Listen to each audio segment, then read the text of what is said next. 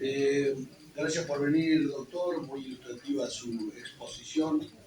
Yo le quisiera hacer una pregunta en relación a la ley 26854 del 2013, ley que se refiere a las medidas cautelares en las causas en las que parte o interviene el Estado Nacional. Lo digo no para usted, sino para los que están siguiendo la exposición. Y acá se refiere a lo que son la suspensión de los efectos de un acto estatal a pedido de parte cuando concurran los siguientes requisitos. Si usted considera que se cumplieron con esos requisitos. De la misma manera, en un artículo del cuarto de esa ley se establece que hay que solicitar un informe previo a la demandada para que dé cuenta del interés público, si eso se cumplió. En relación al fallo cautelar en cuanto al artículo cuarto de la ley, el informe previo, y si usted considera que afecta los recursos y bienes del Estado, marcando ahora el artículo 9 de la ley. Si lo que usted ve de la medida cautelar coincide con la protección de fondo de la Ciudad Autónoma de Buenos Aires, creo que usted ya lo explicó en otra de las respuestas. También creo que avanzó usted acerca de que si el fallo afecta a las demás provincias, si afecta al sistema de coparticipación, y si a su entender esta cautelar de la Corte Suprema se arroga competencia de los poderes legislativos y ejecutivos al avanzar sobre un tema que está regulado por ley de Congreso. Eso sería la pregunta. Gracias. Bien.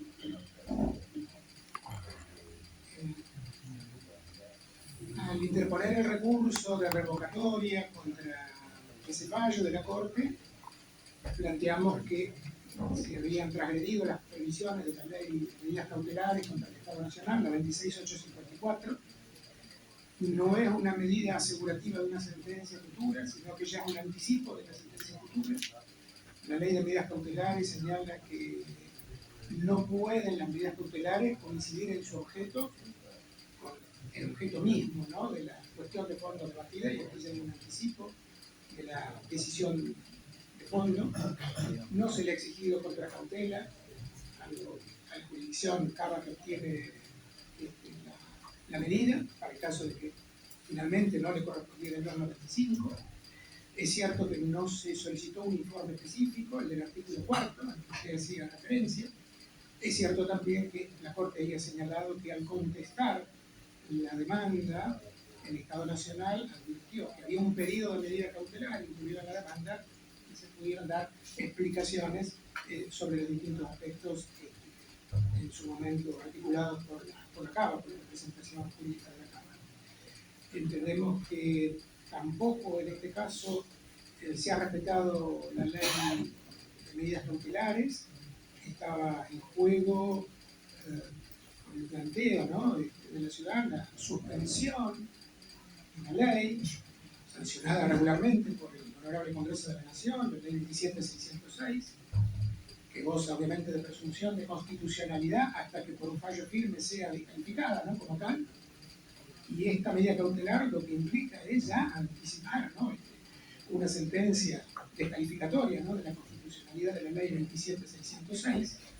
Y lo cierto es que los requisitos que establece la ley de medidas cautelares en los artículos 13 e incluso 14 no fueron, a nuestro modo de ver, suficientemente ponderados en la decisión del 21 de diciembre. En primer lugar, no se ha tenido en cuenta que existiendo de por medio una ley sancionada por el Congreso, la 27606, que goza de presunción de constitucionalidad, la descalificación de esa norma a punto tal de poder afirmar que hay verosimilitud en el derecho de la Cámara y presunción de ilegitimidad, ¿no?, de inconstitucionalidad de la norma atacada, hubiera requerido una fundamentación que por lo menos nosotros no la advertimos, ¿no?, en los considerandos del fallo. En ese punto nos parece que ha prescindido de una ley sin dar mayores explicaciones, salvo aquellas que había señalado en algún punto de la exposición,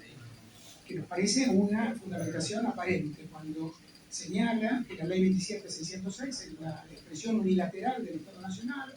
no tiene acuerdo de la Cámara y deja de lado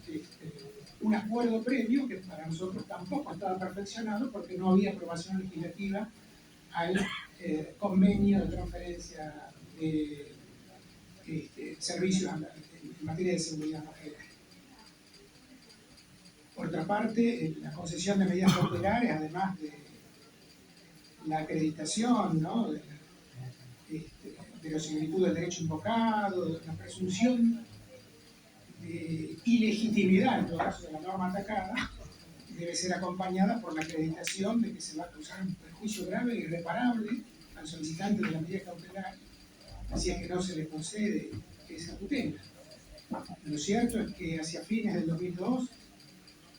hasta donde recuerdo, ya la ciudad venía anticipando que tenía para este año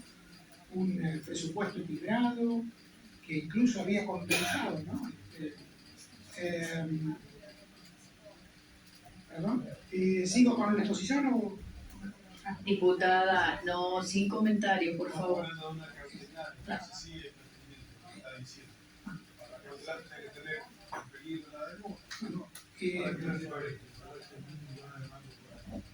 Hasta donde recuerdo, la ciudad había anunciado que había equilibrado sus números con otras modificaciones tributarias, con impuestos locales, ¿no?,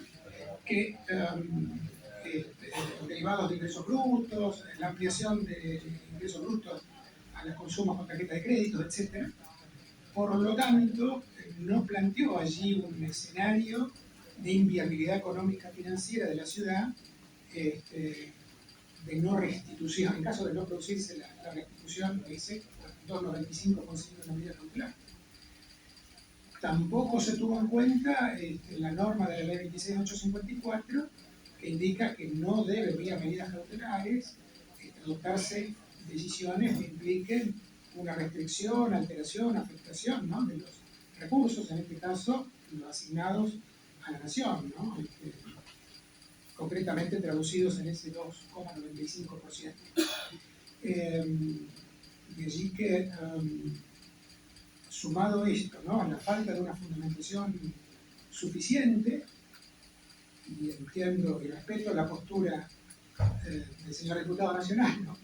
que intervino con anterioridad, no comparto obviamente su misma lectura. Entendemos que el considerando de la Corte no da una explicación a lo que aquí concretamente debe darse una respuesta concreta, que los costos de los servicios de seguridad medidos en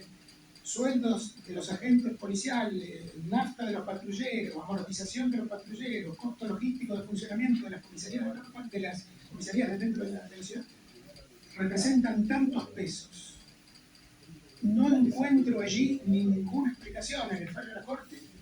que tenga un correlato con el costo de prestación de los servicios transferidos con ese 2,95%. Es una lectura distinta a la que podemos hacer las partes, obviamente, pero en todo caso, permítanme, aunque sea repetitivo, la única opinión imparcial que he podido leer hasta ahora en cuanto a números es la de la CFI, que da a valores del 2021, creo que 43.800 millones, es más de lo que dice la ley 27.606, pero esos números es menos de la mitad de lo que la ciudad dice que le representaría el costo de transferencia de los servicios de seguridad. Por estas razones entendíamos que no estaban dados los requisitos para el dictado de una medida cautelar en estos términos. Y permítanme que insista, no quiero retomar evidentemente, el señor diputado nacional tiene una visión distinta, desde la representación estatal tenemos otra diferente. Más allá de la temporaneidad, ulterioridad, ¿no?, de los fundamentos desarrollados en el ámbito de la Subsecretaría de Relaciones con Provincias en materia de Hacienda para justificar la revocación del decreto 257, lo cierto es que esos argumentos, informes técnicos están y fueron expresados y volcados en el ámbito del expediente judicial o de los expedientes judiciales respectivos. Por eso, no comparto que sea igualmente inválido el decreto 735, como creo que lo son el 194 y el 257, que desde sus considerandos mismos y de sus antecedentes son, a nuestro modo de ver, producto de una decisión destinada a favorecer a una jurisdicción más allá del costo efectivo de los servicios transferidos. Pero bueno, son opiniones distintas y hay informes técnicos diferentes. Evidentemente, desde esos escenarios en los que alguien con un criterio imparcial, objetivo y equidistante de la parte deberá determinar cuál lo convence más, pero también para eso necesitamos, y por eso nuestros planteos recusatorios, que nos dé quien va a decidir la tranquilidad, la confianza en esa objetividad, imparcialidad, ecuanimidad a la que tiene derecho todo justiciable y que a nuestro modo de ver se ve ensombrecida por esa cadena de acontecimientos, vínculos sociales, acontecimientos sociales, prejuzgamientos, en fin, situaciones que sumadas al contexto de esa película en la que hacía referencia, ¿no?, que arrancó con aquel acontecimiento social de Boston, no le permiten al Ejecutivo Nacional tener esa sensación de tener que... Presidenta,